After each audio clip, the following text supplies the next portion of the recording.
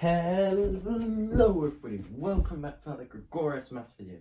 In this video we're going to be looking at an example of the Serre spectral sequence. And yeah, it's been a while since I've done a whiteboard video, probably a bit too long for my liking. But yeah, I'm back now doing some whiteboard videos. This is just a standalone kind of video where I just a bit of a I'm back video.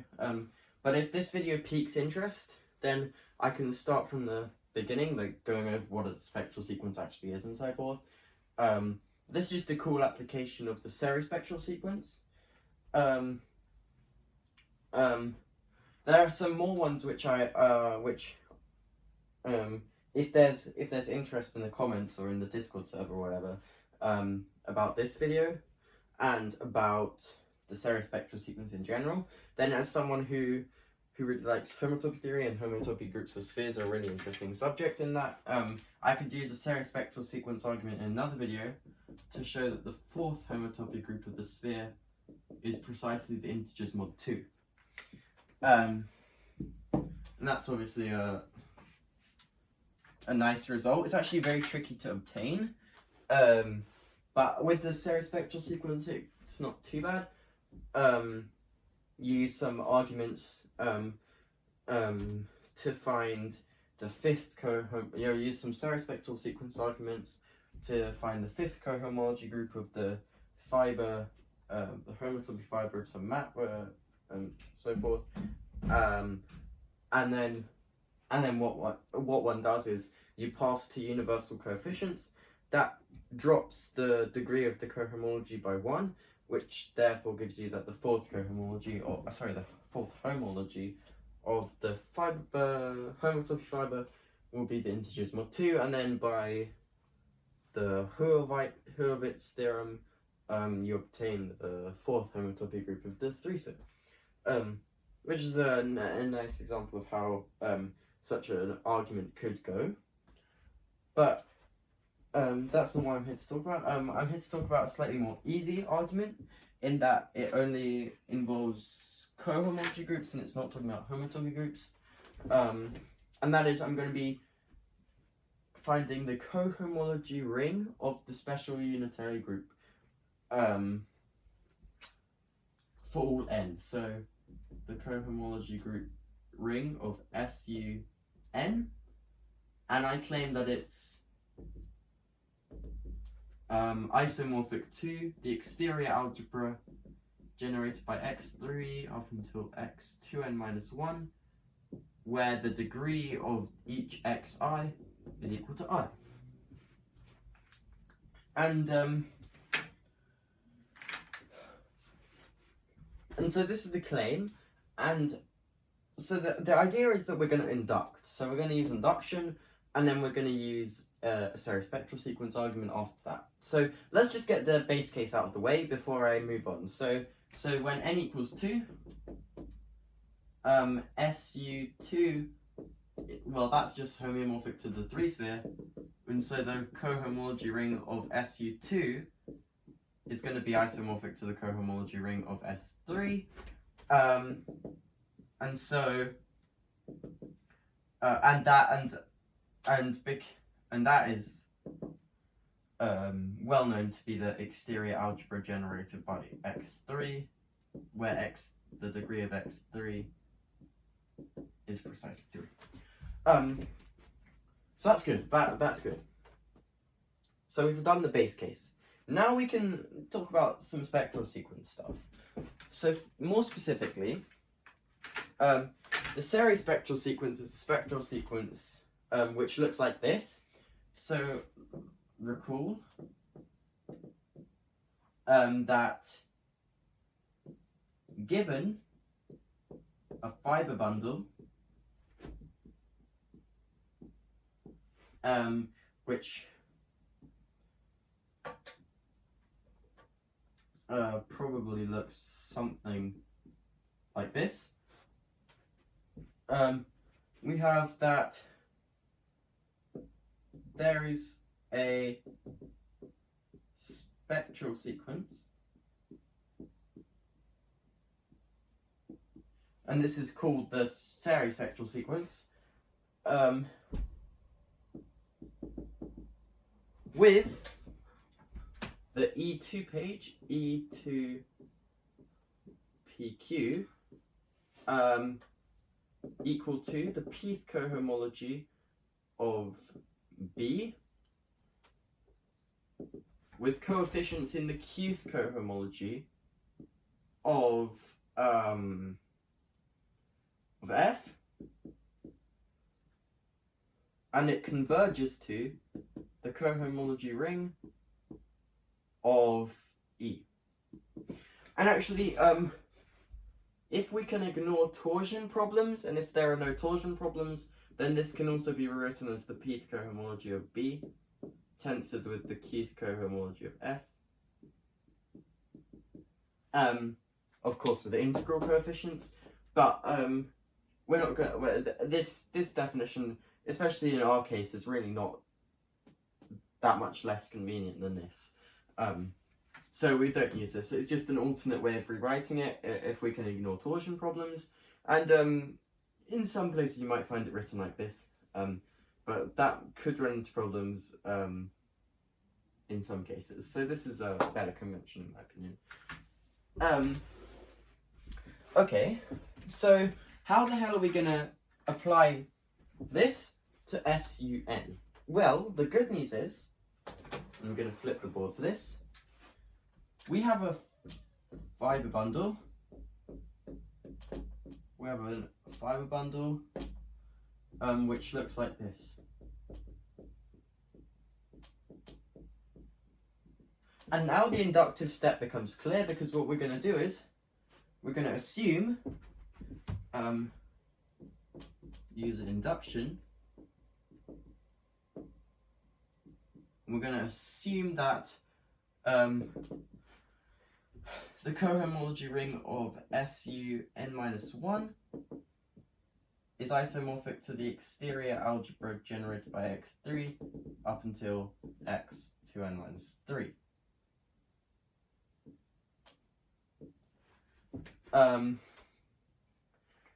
So this is the inductive step. So now we have information about the cohomology of this guy, and of course we already know the cohomology of the sphere is inherently simple. It's very simple. So now we're in a position to use the series spectral sequence. And the neat thing about this case is that actually it's going to turn out to collapse on the E2 page. And so it's going to be really simple to obtain the cohomology ring of this guy from that, because we can just take the sum along the diagonals, because there's going to be no extension problems to stop us from doing that. So that's going to work out really nicely. But let's just show that it does. So first we want to look at the E2 page. Now the E2 page will look like, so it's going to be the pth cohomology of S2n-1 with coefficients in the qth cohomology of SU of n-1. Yep. And this is going to be, well, quite simply, that is the qth cohomology of SU n-1 if p is equal to 0 or 2n-1, and it's going to be 0 otherwise. And this follows from the general fact that the pth cohomology of the n sphere with coefficients in some ring R is just going to be R if p is equal to 0 or n, and 0 otherwise. And of course, by the cohomology of SUN, n-1, I mean with integral coefficients. When I don't specify the ring, it's going to be integral coefficients. Okay, so we have this. And so from this, we know that the only information that we care about, the only information that we care about is when p is equal to 0 here, or 2n-1. And so we want to look at the differentials which take in a non-zero group and output a non-zero group. And the only time that's going to happen is when we go from p equals 0 to n-1. So let's see what happens when we do this. So let's say we take a differential of degree n minus 1 between the E P Q 2 and it's going to go from E0Q to E2n minus 1 to Q minus 2n minus 2. But now we're starting to see the problem, because let's apply this to one of the generators here. Let's apply this to one of the generators here. This only goes up to 2n minus 3, but the degree of this map is 2n minus 2. And so when we apply dn minus 1, 2n minus 1, sorry, to xi, this is going to be 0. For all I,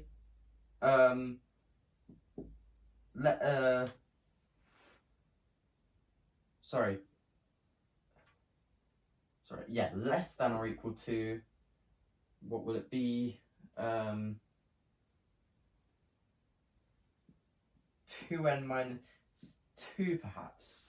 I'm not sure about this, but it's definitely going to be less than or equal to 2n minus 3. That's for sure.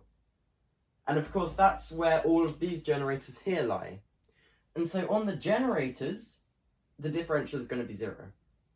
So now the only case we have to worry ourselves with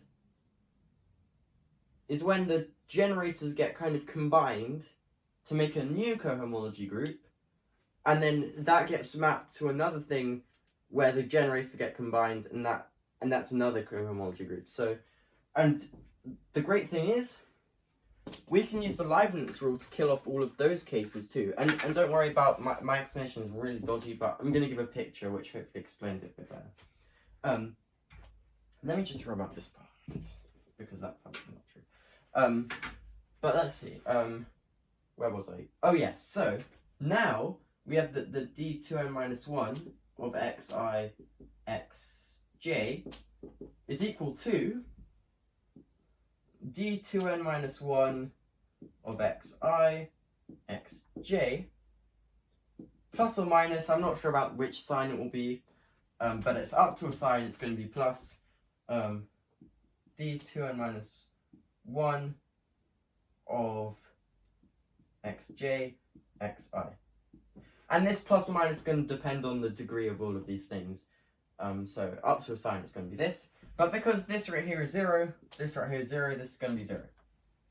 So that's good. So we've killed off all of those cases. And so it does actually collapse. And so this spectral sequence here, so the E2 page is going to be the E infinity page. And so now, all we do is we read off the diagonals, and what's going to happen is this 2n minus 1 here, this generator from here is going to nicely supply us with our extra generator, and so the inductive step is done. So when we sum over all the diagonals, we get this back, we get our thing back from the parts with SUn minus 1. But then this 2n minus 1 here, this generator here, is going to perfectly come in clutch there and give us our extra generator which we require. So let me just show you a picture of what the E2 page will look like.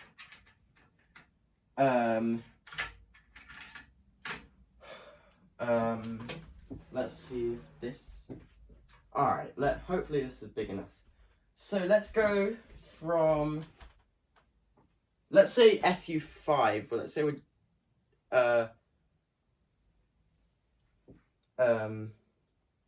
we're trying to figure out the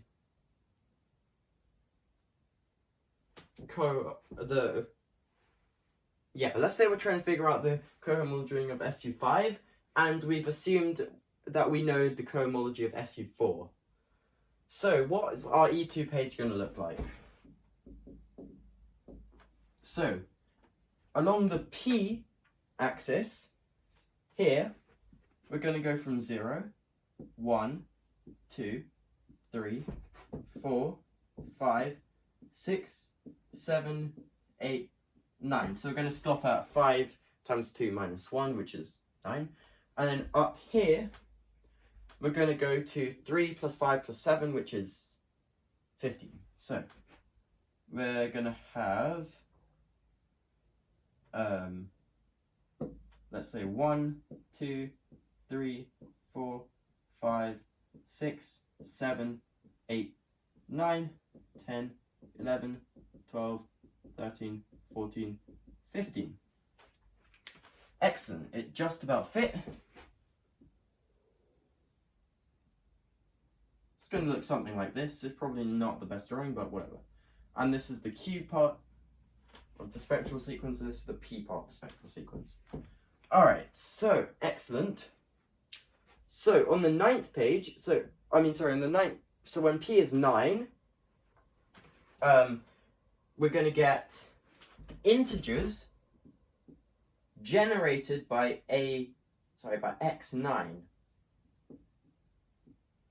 And this is coming from the cohomology of the 9th sphere. Okay, so that's where our extra element is going to come from. So let's just look at this row for now. Alright, so on 0, 0, we're going to get just the integers. Here it's going to be trivial, and then we're going to get, so we're looking at combinations of 3, 5, and 7. So obviously 3, and we're not allowed to add 3 to itself because, we're not allowed to add the generator to itself because that's not legal, basically. It's going to kill itself after that. So when we have 3, we're going to have the integers generated by x3. Then we're going to have the integer generated by x5. Then up here we're going to have the integers, we're going to have the integers generated by x7, generated by x3, x5, generated by, here we're going to have it generated by x3, x7, then generated by x5, x7. Here it's going to be generated by x3, x5, x7. Now over here it's going to be the same thing, except we're going to have to insert this x9 as well. So we're going to have the integers x3, x9. Then over here on the 5th one we're going to have x5, x9. Then over here we're going to have x7, x9, x3, x5, x9. And then over here on the 10th row, can have x5, x3, x9. X7, x9. And then on the top we're going to have x3, x5, x7, x9. Ow. Then sum along the diagonals, all of these diagonals here. What you're going to end up with is we're going to get all of our generators back from the cohomology ring of SUn-1 from summing over all of this stuff. But then this x9, that's our saviour. That's going to be where the extra 2n-1 came from. And it came from the sphere in this bundle here. That's where it came from. And yeah, that's basically it.